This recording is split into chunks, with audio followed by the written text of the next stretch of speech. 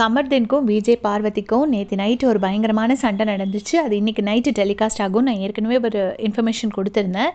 இப்போ என்னாச்சு அப்படின்னு பார்த்தீங்கன்னா, அதில் 2 பேரும் பேட்சப் ஆகலை போல இருக்குது. நாளைக்கு வந்து கமர்தீனுக்கும் சாண்ட்ராக்கும் ஒரு பயங்கரமான சண்டை வரப்போகுது. அதாவது இன்றைக்கி அது நடந்துட்டுருக்கு கமர்தீனுக்கும் சாண்ட்ராக்கும். ஏன்னா நீங்கள் தான் எங்களை 2 பேர்த்தையும் பயங்கரமாக பிரிக்கிறீங்க அப்படின்னு சொல்லி சாண்ட்ரா கிட்ட போயிட்டு கமர்தீன் சண்டை போட்டிருக்கார் போல இருக்குது. எதுக்கு இந்த அளவுக்கு ஃபோர்ஸ் பண்ணி பின்னாடியே போகணும் அப்படிங்கிறது எனக்கு தெரியலை. பார்வதிக்கு பிடிக்கல, ஒதுங்கி போயிட்டாங்கன்னா அப்படியே விட்டுற வேண்டிதான். ஆனால் கமர்தீன் வந்துட்டு போயிட்டு பார்வதிக்கிட்டையும் பேசியிருக்காரு, பார்வதி காலில் விழுந்தார் அப்படின்லாம் சொல்கிறாங்க. அது போக நாளைக்கு போயிட்டு சாண்ட்ரா கிட்ட வர போய் சண்டை போட நாளைக்கு போயிட்டு இந்த சென்ஸ் இன்றைக்கி சண்டை போட்டுட்ருக்காரு, இப்போ போட்டிருக்காரு. அது வந்து நமக்கு நாளைக்கு டெலிகாஸ்ட் ஆகும். சாண்ட்ரா கூடயும் ஒரு பயங்கரமான சண்டை அப்படின்னு சொல்கிறாங்க. இதுக்குள்ளே ஒரு சாரார் என்ன சொல்கிறாங்கன்னா, கமர்தீனை வந்து பார்வதிக்கு முன்னாடி எவிக்ட் பண்ணுறாங்கன்னு, கொஞ்சம் பேர் பார்வதி கமர்தீனுக்கு முன்னாடி எவிக்ட் பண்ணுறாங்கன்னு நம்ம எல்லாம் பார்த்துட்டு வெயிட் பண்ணிகிட்ருப்போம். பட் கடைசி பார்த்திங்கன்னா 2 பேர்த்தையுமே எவிக்ட் பண்ண மாட்டாங்க.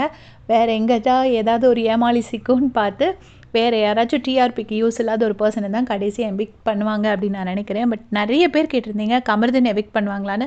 200% கமர்தீனை வந்து எவிக்ட் பண்ணுறதுக்கு வாய்ப்பு ரொம்ப ரொம்ப கம்மி. அதனால் எவிக்ட் பண்ண மாட்டாங்க. இந்த சண்டை எப்படி இருக்க போகுது அப்படிங்கிறது தெரியல. திவ்யா விக்ரம் சண்டை இருக்குதுன்னு நான் நேற்றுக்கு உங்களுக்கு மார்னிங்கே அப்டேட் பண்ணியிருந்தேன். நாளைக்கு வந்து கமர்தீன் சாண்ட்ரா சண்டை. இதே மாதிரி அப்டேட் தெரிஞ்சுக்க சேனல் சப்ஸ்கிரைப் பண்ணிக்கோங்க. தேங்க்ஸ் ஃபார் வாட்சிங்.